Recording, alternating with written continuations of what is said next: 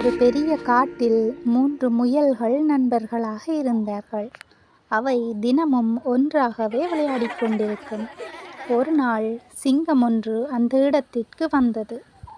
இதை பார்த்த முயல்கள் சிங்கத்திற்கு பயந்து ஒவ்வொருவரும் வேறு வேறு வழியாக சென்று ஒளிந்து கொண்டன. சிங்கம் ஒரு முயலை பிடிக்க துரத்தியது. இன்னொரு முயல் மரத்தின் மீது ஏறிக்கொண்டது. அது சிங்கத்தை வலையில் சிக்க வைக்க திட்டம் போட்டது. சிங்கம் முயல்களை தேடித் திரிந்தது. அந்த சமயம் ஒரு கல்லினை வீசி சிங்கத்தின் கவனத்தை மாற்றினார்கள் முயல்கள். கல்லின் சத்தம் கேட்ட திசைக்கு சென்றது சிங்கம்.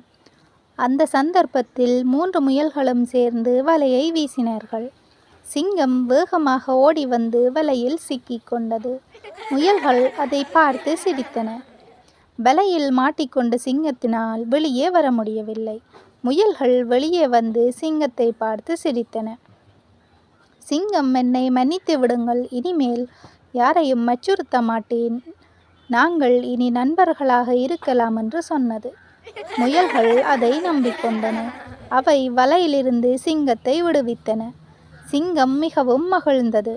அந்த நாள் முதல் சிங்கமும் 3 முயல்களும் நண்பர்களாகி ஒற்றுமையுடன் வாழ்ந்தன.